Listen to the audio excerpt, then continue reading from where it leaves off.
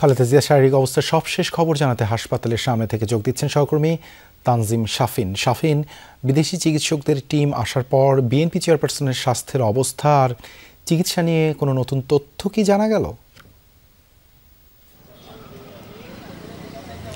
দেবাশিস, এভারকেয়ার হাসপাতালে বিশেষজ্ঞ চিকিৎসক দলের নিবিড় পর্যবেক্ষণে রয়েছেন বিএনপি চেয়ারপারসন বেগম খালেদা জিয়া।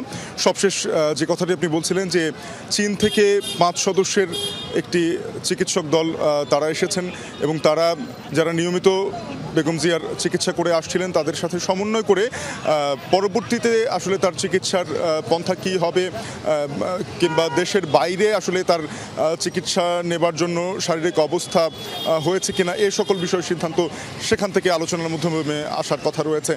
তবে এখনো পর্যন্ত আসলে তার শারীরিক অবস্থা অপরিবর্তিত বলেই জানানো হয়েছে দলের বরাত থেকে, এবং এভারকেয়ার হাসপাতালের চিকিৎসকরাও এমনটি আমাদেরকে এখনো পর্যন্ত জানিয়েছেন।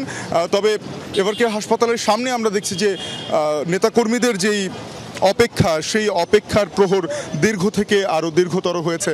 জানেন যে গত সপ্তাহে রোববার অর্থাৎ প্রায় 8 দিন সময় অতিবাহিত হতে চলল।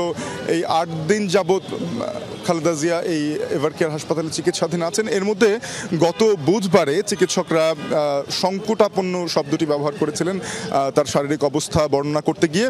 তো এরপরেই আসলে সারা দেশে একটি উদ্বেগ ছড়িয়ে পড়ে এবং সেখান থেকে আমরা দেখেছি যে সারা দেশে দোয়া, প্রার্থনা এবং কর্মী সমর্থকরা আসলে বারবারই বেগম জিয়ার শারীরিক অবস্থা উন্নতির জন্য তারা প্রার্থনা করেছেন, দোয়া চেয়েছেন এবং এই হাসপাতালের সামনেও তারা দিনের পর দিন আসলে অপেক্ষা করছেন যদি হাসপাতালের ভেতর থেকে কোনো ধরনের আশার খবর আসে, অর্থাৎ খালেদা জিয়া সুস্থ হয়ে উঠবেন এই প্রত্যাশা থেকেই আসলে তারা এখানে এসে অপেক্ষা করছেন। অনেকেই দূর দূরান্ত থেকে এসেছেন আমরা দেখেছি। তো তারা যেটি বলছিলেন যে গণতন্ত্রের দীর্ঘ লড়াইয়ে বেগম জিয়ার নেতৃত্বকে তারা ভরসার জায়গা হিসেবে ধরে নিয়ে আসলে দীর্ঘ সংগ্রাম করেছেন।